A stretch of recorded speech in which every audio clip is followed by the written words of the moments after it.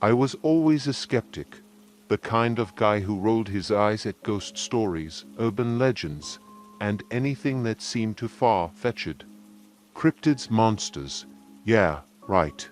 But one night in the dense pines of Michigan's Upper Peninsula, I learned the hard way that some legends are more real than you'd ever want to believe. It was early fall, and the crisp air carried the scent of pine needles and wet earth. I had driven up with my friend Scott for a weekend of camping and fishing. We both needed a break from our office jobs, and the wilderness was the perfect escape. The cabin we rented was an old, run-down place in the middle of nowhere, about 15 miles from the nearest town. It wasn't much, but it had a roof, a fireplace, and most importantly, it was isolated. We arrived just before dusk, the sky turning shades of orange and purple as we unloaded our gear. I immediately felt uneasy as we stepped out of the truck. It wasn't anything I could put my finger on, just an overwhelming sensation of being watched. "You ever hear about the Dogman around these parts?"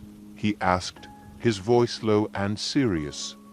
"Come on, man," I laughed. "You don't actually believe that stuff, do you?" He shrugged. "People around here say it's real. They claim it's some kind of half-wolf, half-man creature that roams the woods. Stands on two legs, over 7 feet tall, with glowing yellow eyes and sharp teeth. They say it's been seen for centuries." I rolled my eyes. "Right, and I'm sure Bigfoot's his cousin." "Dude, these are just stories to scare kids or gullible city folk like us." Scott didn't push the issue, but I could tell he was serious. Still, we ended the night with more jokes, turning in once the fire died down. The next day was all about fishing. We hiked down to a nearby stream and spent most of the afternoon catching trout. The fresh air, the sound of the water rushing over rocks, it was exactly the break we both needed. As the sun started to sink behind the trees, we packed up and headed back to the cabin.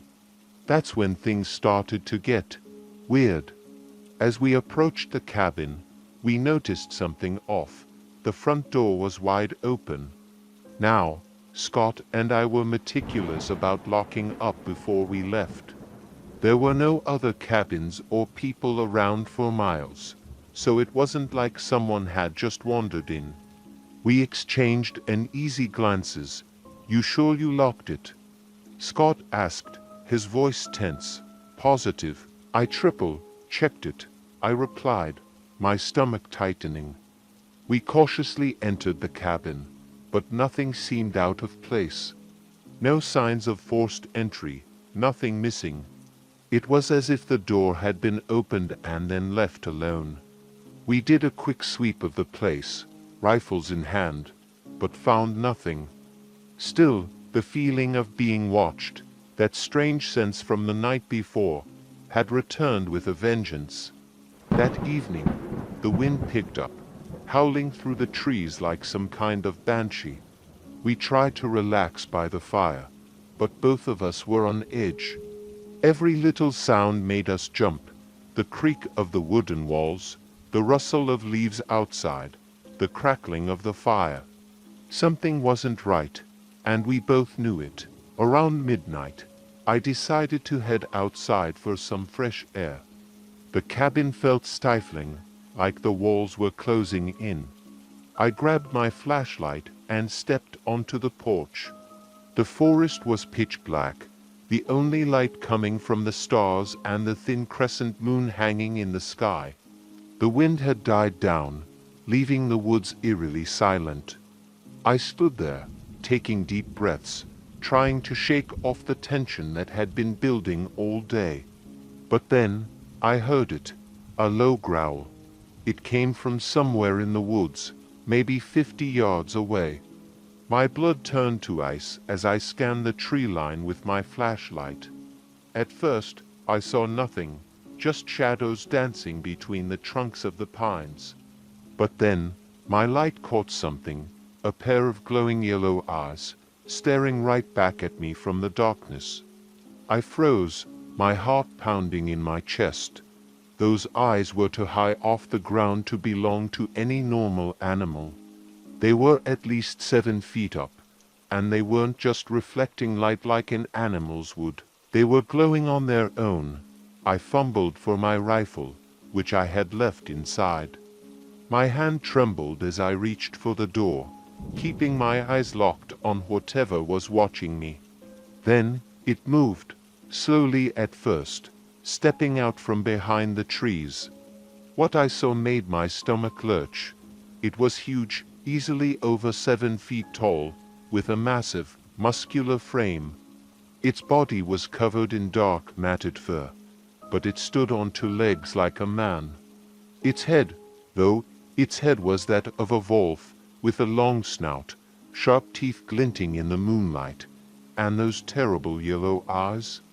It let out another growl, this time louder, more menacing, and took a step toward the cabin.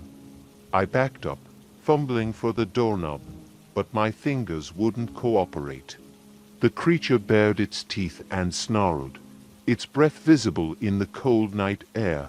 I finally managed to throw the door open and scrambled inside, slamming it shut behind me. "Scott," I shouted, my voice shaking.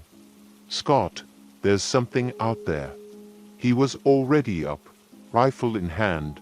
"What the hell did you see?" I didn't even have time to explain before we both heard it. Heavy footsteps circling the cabin, the sound of claws scratching against the wooden walls. Whatever it was right outside, and it was hunting us. Scott moved to the window, peeking out through the curtains. His face went pale. "Jesus Christ, what the hell is that thing?" I grabbed my rifle and joined him at the window. The creature was now standing just a few feet from the porch, its eyes locked on the cabin. It was pacing back and forth, like a predator sizing up its prey. "We need to get out of here," I whispered, my throat dry. Scott nodded. "The truck." "We'll make a run for the truck." But before we could even move, the creature lunged at the door, slamming its massive body against it. The entire cabin shook, and we both jumped back, our rifles raised. The next few minutes were a blur of terror. The creature threw itself against the cabin again and again, snarling and growling, its claws scraping against the door. We fired a few shots through the walls, hoping to scare it off, but it seemed unfazed. And then, just as suddenly as it had begun, the attack stopped. We stood there in the silence, our hearts pounding, waiting for it to come back. But all we heard was the wind whistling through the trees. Cautiously, we crept to the window and peered outside. The creature was gone. We didn't waste any time. Grabbing what little we could carry, we bolted for the truck, not even daring to look back. The drive back to town was tense, neither of us saying a word, too shaken by what had just happened. To this day, I can't explain what we saw out there in the pines. But I know one thing for sure, there's something in those woods, something that defies explanation. And it's not just a story, it's real, and it's still out there.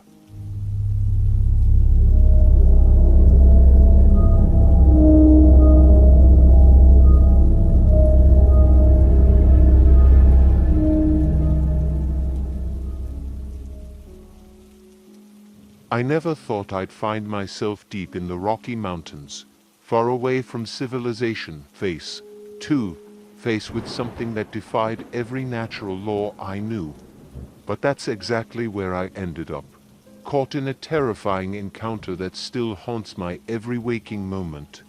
What happened that night shattered my skepticism, leaving me a firm believer that not all legends are just myths. It all started as a weekend getaway with 2 close friends, Mark and Dave. We were a group of experienced hikers, always looking for new challenges. This time, We chose a remote location high in the Rockies, well off the beaten path, where few hikers ventured. We wanted peace and solitude, to reconnect with nature in its rawest form. Our goal was simple: 3 days in the wild, away from technology and city life. The hike up was beautiful, serene. Towering pines lined the trail, their needles casting long shadows as the sun dipped lower in the sky. Birds chirped from treetops, and the air was crisp with the scent of fresh pine. We chatted as we hiked, joking about how the modern world had made us soft. Out here, we felt alive.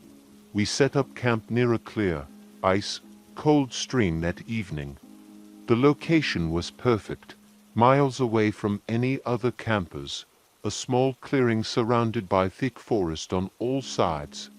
As we settled in for the night, the sun disappeared behind the jagged peaks, painting the sky with shades of orange, pink, and deep purple.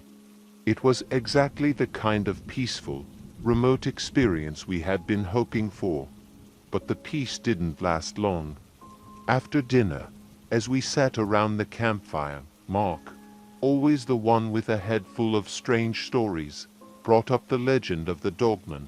Apparently, there had been sightings in these parts, a creature part man, part wolf, prowling the woods at night, standing upright like a human, but with the terrifying features of a wild animal.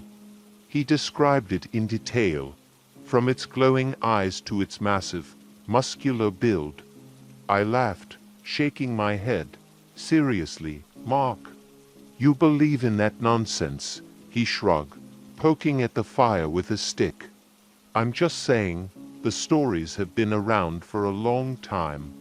Too many people have claimed to see it for there to be nothing to it. Dave chimed in, grinning. I'll believe it when I see it. Until then, it's just another campfire story. We all laughed, letting the conversation drift to other topics. But as the night wore on, and the fire crackled in the silence of the mountains, the atmosphere around us shifted. The laughter faded, and a thick, oppressive stillness settled over the camp. Even the usual forest sounds, crickets, owls, rustling leaves, were absent, as if the entire forest had gone silent at once. A cold wind picked up, rustling the branches above us, sending an eerie chill down my spine. I glanced at my watch. It was just after midnight. We all agreed to turn in for the night. Mark stoked the fire one last time before we retreated to our tents. I lay there in the dark, trying to let sleep take me, but something gnawed at the back of my mind. It was too quiet, too still. I could hear my heart pounding in my chest, and every time the wind picked up, it felt like something was moving out there, just beyond the edge of the firelight. Then I heard it, a deep, guttural growl. At first, I thought I was imagining it. Maybe it was just the wind playing tricks on my tired mind. But then, I heard it again, closer this time. A low, rumbling sound that sent a jolt of fear through my body. I sat up, straining to hear, but all was quiet again. I considered waking Mark or Dave, but I didn't want to look like a paranoid fool. Instead, I grabbed my flashlight and quietly unzipped my tent. The night air was freezing, my breath visible in the beam of the flashlight. I scanned the area, but nothing seemed out of the ordinary. The fire had died down to embers, casting faint red light across the campsite. That's when I noticed something strange. Footprints, massive clawed footprints in the soft dirt near the edge of camp. They were too large to belong to any animal I knew of, and they were fresh. My heart raced as I followed the trail with my light. The prints led into the woods, where the trees stood like silent sentinels, their branches creaking in the wind. I hesitated. Something in my gut screamed at me to turn back, to wake the others, but curiosity got the better of me. I stepped carefully into the forest, shining my flashlight in every direction. The trees seemed to close in around me, their branches casting long, twisted shadows on the ground. The further I went, the colder it became, as if the very air itself was thick with something unnatural. And then I saw it. Just beyond the reach of my light, a pair of eyes reflected back at me, glowing a sickly yellow in the darkness. They were high off the ground, too high for any normal animal. I froze, my heart thudding in my ears. The creature stepped forward, just enough for me to see its silhouette. It was massive, easily over 7 feet tall, standing on 2 legs like a man, but its body was covered in thick, matted fur. Its face was elongated, like a wolf's, with sharp teeth glinting in the faint light. Its muscular arms ended in long, clawed hands. It growled, a deep, menacing sound that vibrated through my chest. I felt paralyzed, my legs refusing to move, my brain screaming at me to run, but my body refused to cooperate. The creature took another step forward, its breath visible in the cold night air. Suddenly, from behind me, a loud snap echoed through the forest. Someone had stepped on a branch. I whipped around, flashlight shaking in my hand, to see Dave and Mark standing there, their faces pale with fear. They had followed me into the woods, drawn by the same sense of unease I had felt. Back to camp, Mark whispered, his voice barely audible. We slowly backed away, not daring to take our eyes off the creature. It stood there, watching us with those glowing eyes, its head tilting slightly as if sizing us up. Then, without warning, it let out a deafening roar, its claws raking at the ground. That was all the motivation we needed. We turned and ran, sprinting back through the trees toward the camp. I could hear it behind us, crashing through the underbrush, its heavy footfall shaking the ground. My lungs burned, my legs ached, but I didn't stop, didn't dare look back. We reached the campsite and immediately threw more wood onto the fire, stoking it until the flames roared high into the sky. The creature stopped just outside the circle of light, pacing back and forth, its eyes never leaving us. For hours it stayed there, watching, waiting. None of us dared to move, barely even breathing as we huddled by the fire. Eventually, as dawn began to break, the creature retreated into the forest, disappearing into the shadows from which it had come. We didn't waste any time packing up. As soon as there was enough light, we grabbed our gear and hiked out of there as fast as we could. None of us spoke much on the way back, too shaken by what we had seen. I don't know what that thing was, but it wasn't an ordinary animal. It was something else, something ancient, something that shouldn't exist in our world. And it's out there, lurking in the shadows of the Rockies, waiting for the next unsuspecting hikers to stumble into its territory.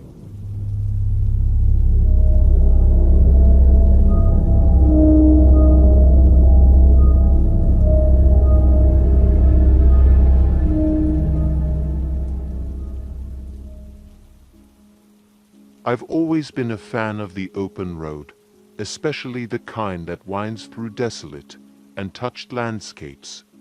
It's where I feel most alive, away from the noise of the city and the hustle of daily life. But that all changed one late summer evening when a simple road trip turned into a nightmare that I can never forget. What I saw that night wasn't just some wild animal or figment of my imagination. It was something much more sinister.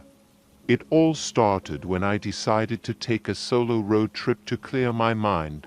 I'd been feeling overwhelmed with work and needed a break from everything, so I packed up my old Chevy, threw some snacks in the back seat, and hit the road. My destination wasn't exactly planned, but that was the whole point, to let the road take me where it wanted. I drove for hours, passing through small towns and endless stretches of farmland. Eventually, I found myself on an old, forgotten highway that I had never seen before. There were no road signs, no other cars, and the pavement was cracked and worn, with tall grass creeping up along the edges. It felt like the kind of road that had been abandoned years ago, left to be swallowed by the wilderness. That's probably what drew me to it. As I drove deeper into the countryside, the landscape around me became wilder. Thick forests lined both sides of the road, and the setting sun cast long shadows through the trees. It was beautiful, but there was an unsettling quality to the silence that settled over the area. There were no birds singing, no rustling of leaves, just the quiet hum of my engine. I decided to keep going, hoping to find a small town or even a place to camp for the night. But the further I drove, the more isolated I felt. The trees seemed to close in around the highway, their branches hanging low over the road like twisted arms reaching out for me. Then, out of nowhere, my engine sputtered and died. I coasted to a stop, trying to restart the car, but it was no use. The engine refused to turn over, and my heart sank as I realized I was stranded in the middle of nowhere, with no cell service and miles away from the nearest sign of civilization. Frustrated, I popped the hood and stepped out to take a look, but I wasn't exactly a mechanic. After a few futile attempts to figure out what was wrong, I gave up and sat on the hood of the car, trying to decide what to do next. That's when I heard it.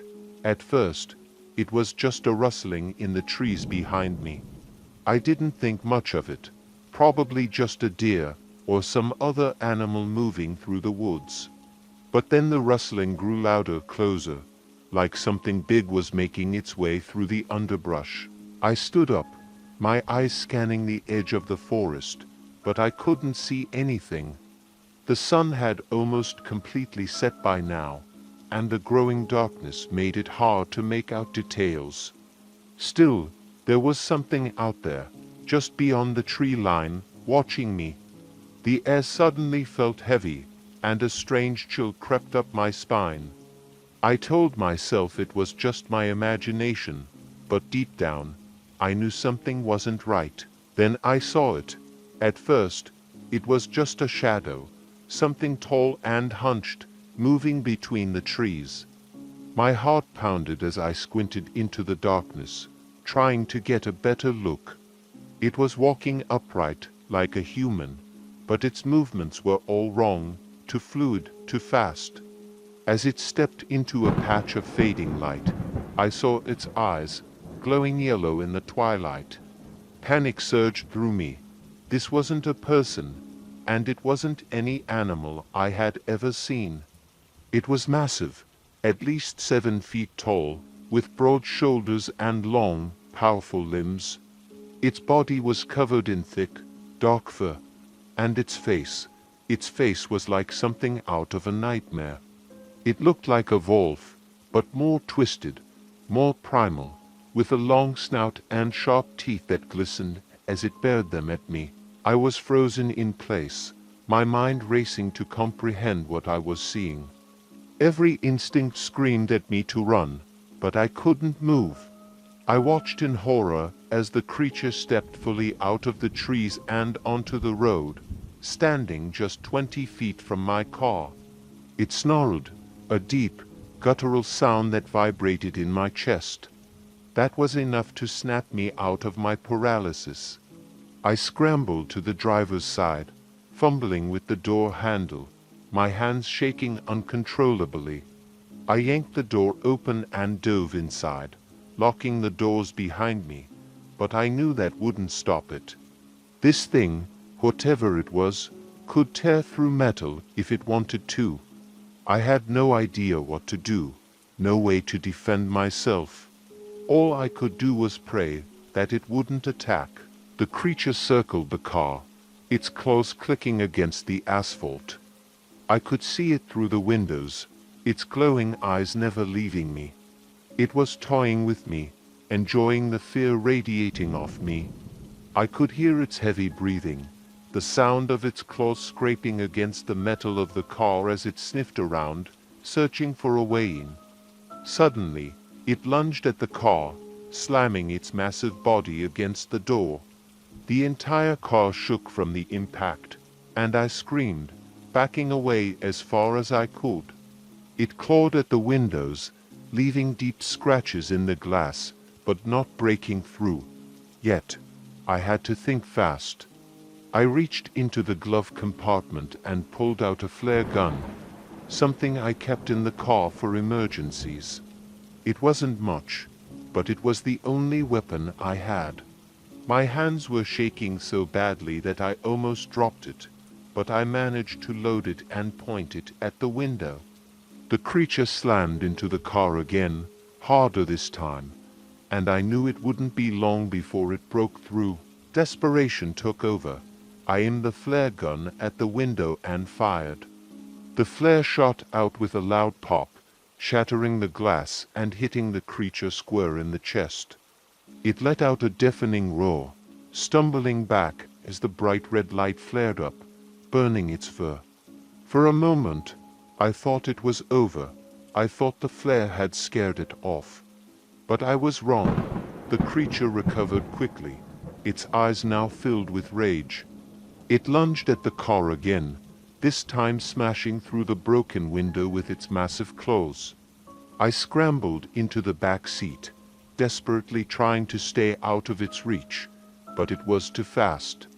Its claws raked across the seat where I had been sitting just seconds before, tearing through the fabric like paper. I was trapped, with no other options. I kicked open the back door and bolted out of the car, sprinting down the road as fast as I could. I could hear the creature behind me, its heavy footsteps pounding against the pavement, growing closer with every second. My legs burned, my lungs screamed for air, but I didn't dare slow down. I spotted an old, dilapidated barn up ahead, its wooden walls barely standing. It wasn't much, but it was the only cover I could see. I veered off the road, sprinting toward it with everything I had. I threw myself inside, slamming the rickety door behind me. I knew it wouldn't hold for long, but it gave me a few precious seconds to catch my breath and think. The barn was dark, filled with rusted tools and piles of hay, but there was no way out. I was trapped. The creature was right outside now. I could hear its heavy breathing, its claws scraping against the wood. It let out another bone, chilling snarl, and the entire barn shook as it slammed into the door. I backed up, my heart pounding in my chest. There had to be something in here I could use, anything. My eyes darted around the barn, landing on an old pitchfork leaning against the wall. It wasn't much, but it was better than nothing. I grabbed the pitchfork, holding it out in front of me like a spear. The door burst open, and the creature stepped inside, its yellow eyes locking onto mine. It snarled, its breath hot and foul as it advanced slowly, savoring the fear in my eyes. This was it. I was going to die out here, in this forgotten barn, at the hands of some unholy creature that shouldn't even exist. But I wasn't going down without a fight. The creature lunged at me, and I thrust the pitchfork forward with all my strength. The tine sank into its chest, but it barely slowed down. It swiped at me with its claws, knocking me back against the wall. The force of the blow knocked the wind out of me, and I gasped for air, trying to get back on my feet. But before the creature could finish me off, a blinding light filled the barn. I blinked, disoriented, as the creature howled in pain, retreating from the light. A loud, rumbling sound filled the air, and I realized it was the sound of a truck, a massive spotlight mounted on top. The creature let out one final roar before bolting out of the barn, disappearing into the night. I collapsed to the ground, trembling, as two men rushed into the barn, flashlights in hand. "You okay?" one of them asked, his voice filled with concern. I nodded, unable to speak. They helped me to my feet and led me to their truck, explaining that they had been out hunting when they heard the commotion. I didn't care how they found me. I was just grateful to be alive. As we drove away, I glanced back at the barn, half expecting to see the creature lurking in the shadows. But it was gone, for now. I don't know what that thing was, but I do know one thing. It wasn't just some wild animal. It was something much worse. Something that still haunts my nightmares to this day.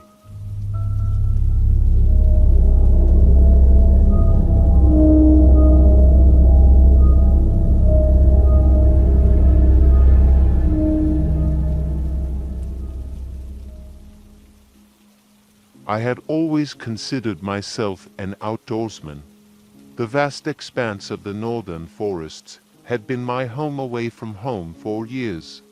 Whether it was hunting, fishing, or just camping out under the stars, the wilderness was where I felt most alive.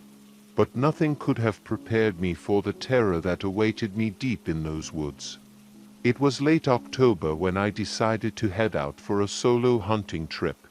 I knew these woods well, or so I thought. The northwoods of Minnesota stretched for miles, an endless sea of pine trees and rocky outcrops. It wasn't uncommon for me to go out for days at a time, with only my rifle, a tent, and the kind of confidence that comes from years of experience in the wild.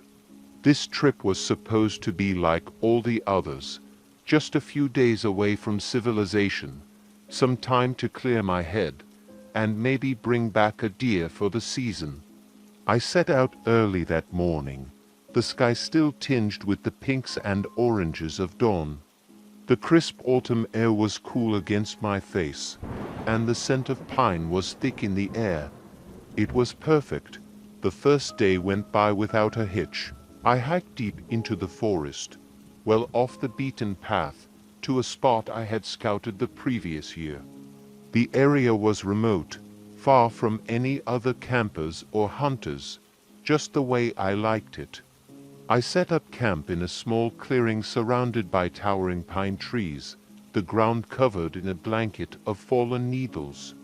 As the sun began to set, I built a small fire and settled in for the night. The stars were just starting to peek through the twilight sky, and the woods were alive with the sounds of nature, crickets chirping, the occasional rustle of leaves, and the distant call of an owl. It was peaceful, the kind of serenity that only the wilderness can offer. But as the night wore on, that peace was shattered. I had just crawled into my tent when I heard it, a low, guttural growl that seemed to echo through the trees. At first, I thought it was just a bear or maybe a wolf, both of which were common in these parts. But there was something off about the sound, something that made the hair on the back of my neck stand on end. I grabbed my rifle and slowly unzipped the tent, peeking out into the darkness. The fire had burned down to embers, casting only a faint glow around the campsite. The growl came again, this time closer.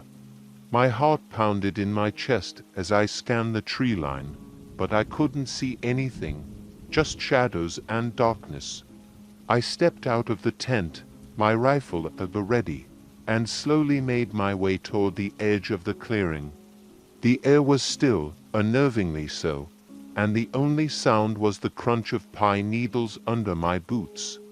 I stood there for what felt like an eternity, listening, waiting, but the growl didn't come again. I shook it off as my imagination playing tricks on me. I had been out in the woods enough to know that your mind can sometimes fill in the blanks when you're alone in the dark. Still, I couldn't shake the uneasy feeling that had settled in the pit of my stomach. I returned to the tent, but sleep didn't come easily. Every little sound made me jump, and I kept the rifle close by my side. The next morning, I decided to head out early and see if I could track down whatever it was that had made that noise. I wasn't sure what I was looking for, but I figured it couldn't hurt to be cautious. I packed up my gear, leaving the tent behind, and set off deeper into the woods.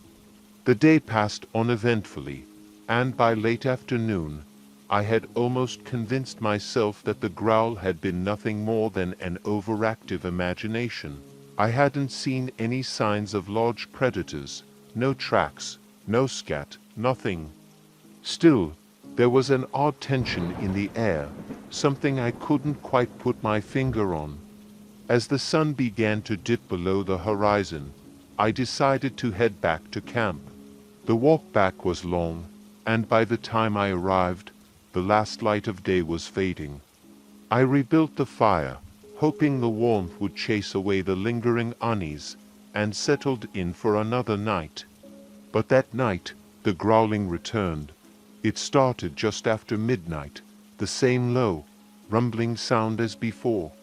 But this time, it was much closer. My heart raced as I grabbed my rifle and stepped out of the tent. The fire was still burning, casting flickering shadows across the clearing, but I couldn't see anything out of the ordinary. Then I heard it, a rustling in the bushes just beyond the firelight. I raised my rifle, my finger hovering over the trigger, and called out, hoping to scare off whatever was out there. "Hey, get out of here!" My voice sounded shaky, even to me. The rustling stopped, and for a moment, there was nothing but silence. Then, from the shadows, I saw it, a pair of glowing eyes, staring at me from just beyond the tree line. They were too high off the ground to belong to a wolf or a bear. No, these eyes were set in a creature much taller, much more menacing. I could just make out the outline of its body, a hulking, muscular figure covered in thick, matted fur. It stood on two legs, its head lowered as it stared at me with those unnerving, glowing eyes. I froze, my mind racing to make sense of what I was seeing. This wasn't an animal, at least, not any animal I had ever encountered in the wild.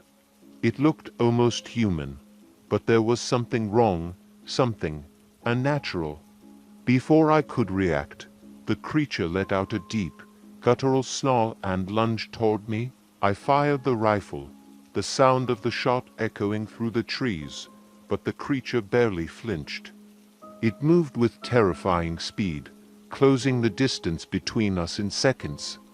I stumbled backward, firing again, but it was no use.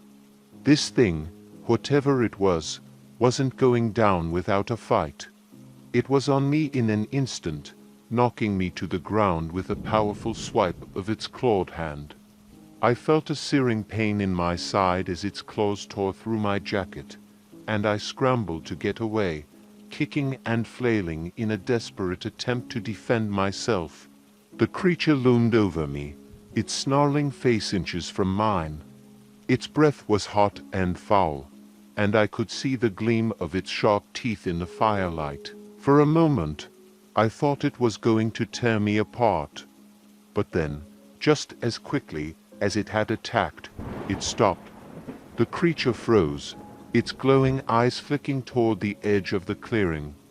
I followed its gaze, my heart pounding in my chest, and saw a second set of eyes watching us from the shadows. Another one. The two creatures locked eyes for a moment, and then, without warning, the one standing over me turned and bolted into the trees.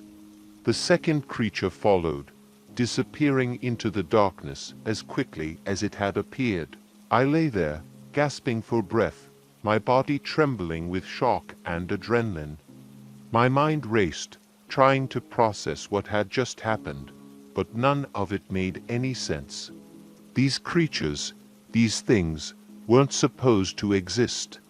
Eventually, I managed to pull myself to my feet.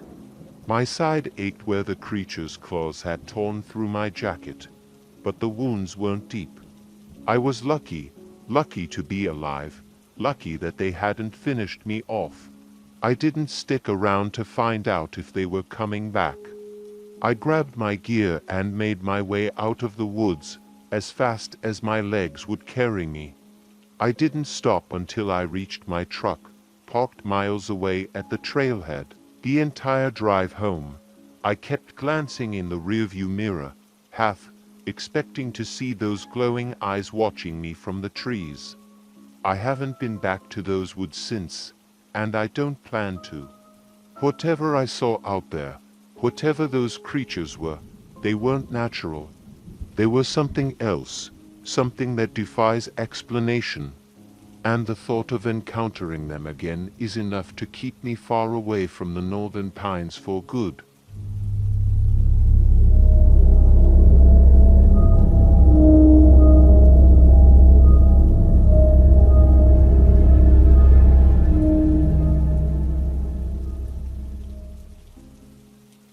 It was supposed to be a simple drive, one that I'd made countless times before.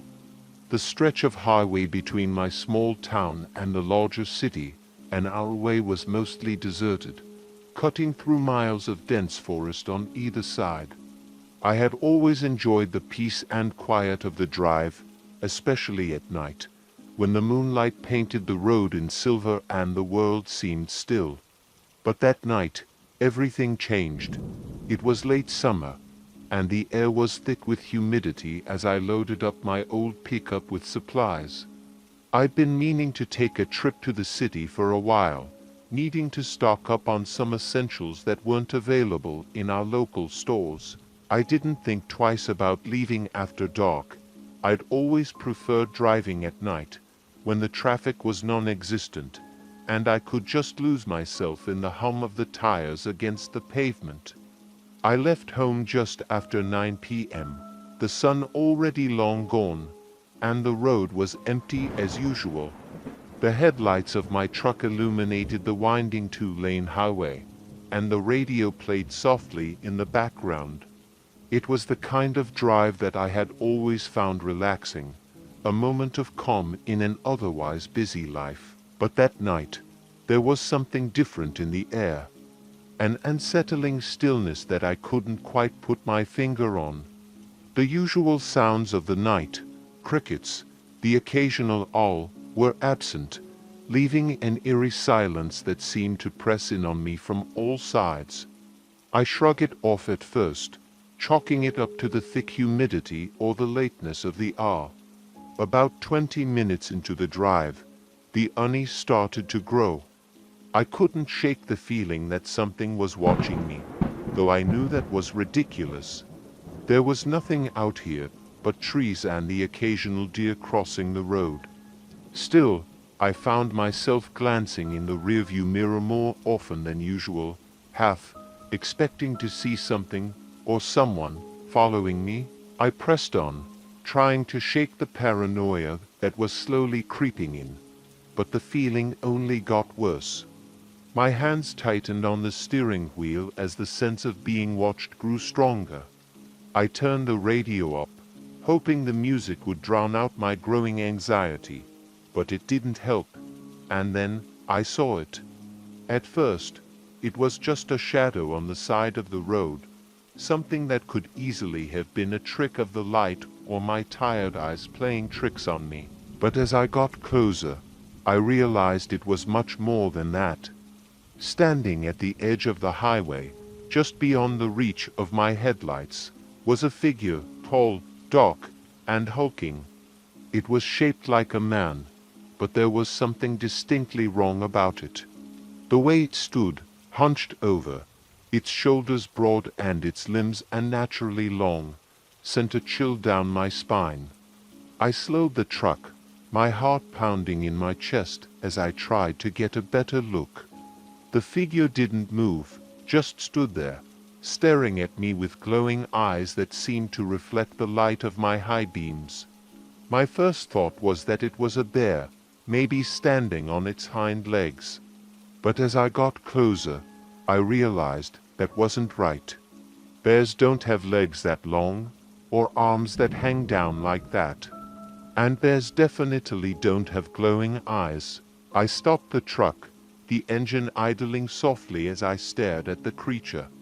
It stared back, unmoving, almost as if it was waiting for something. I don't know how long I sat there, frozen, trying to make sense of what I was seeing. But then, without warning, the creature moved. It stepped onto the highway, moving with a speed and grace that no animal that size should possess. In an instant, it was in the middle of the road, standing directly in front of my truck, its glowing eyes fixed on me. My breath caught in my throat as I realized just how massive it was. The creature stood easily over 7 feet tall, its body covered in thick, matted fur. It had the shape of a man, but there was nothing human about it. Its head was wolf-like, with long, sharp teeth that gleamed in the moonlight, and its hands, if you could call them that, ended in long, curved claws. I was paralyzed with fear, my mind racing as I tried to figure out what to do. My foot hovered over the gas pedal, but I couldn't bring myself to move. All I could do was stare at the creature in front of me, my heart hammering in my chest. The creature snarled, its lips curling back to reveal those sharp teeth, and took a step closer. My instincts finally kicked in, and I slammed my foot down on the gas pedal. The tires screeched as the truck lurched forward, the headlights illuminating the creature for just a split second before it disappeared from view. For a moment, I thought I had hit it, but when I glanced in the rearview mirror, there was nothing there. No body, no sign that the creature had ever been there at all. I kept driving, my hands shaking on the steering wheel as I tried to make sense of what had just happened. My mind was a whirlwind of confusion and fear, but one thought stood out above the rest. I needed to get as far away from that creature as possible. The highway stretched on, the trees on either side of the road seeming to close in around me. I pressed the gas pedal harder, the truck speeding through the darkness. But no matter how fast I drove, I couldn't shake the feeling that the creature was still out there, watching me, waiting. And then, I saw it again. This time, it was running alongside the truck, keeping pace with me even though I was going over 60 miles an hour. The creature moved with terrifying speed, its long limbs propelling it forward with ease. I could see its glowing eyes out of the corner of my eye, just beyond the reach of the headlights, as it ran through the trees. My heart raced as I floored the gas pedal, pushing the truck to its limits. The engine roared as I sped down the highway, but the creature didn't slow. It stayed with me, its glowing eyes locked on mine as it moved through the trees like a shadow. I don't know how long it followed me, but it felt like an eternity. Every second, I expected it to leap out of the trees and tear me apart. But it didn't. It just watched, running alongside the truck as if it was toying with me. Finally, after what felt like hours, the creature slowed. I watched in the rearview mirror as it stopped at the edge of the forest, its glowing eyes fading into the darkness as I sped away. I didn't stop until I reached the city, my heart still pounding in my chest as I pulled into a brightly lit gas station. I sat in the truck for a long time, trying to catch my breath, my mind racing with thoughts of what I had just seen. I haven't driven that highway at night since. And I haven't told anyone about what happened that night. Who would believe me? But I know what I saw. That thing, whatever it was, is still out there, lurking in the shadows, waiting for its next victim. And I'll never forget those glowing eyes, staring at me from the darkness, as I drove away into the night.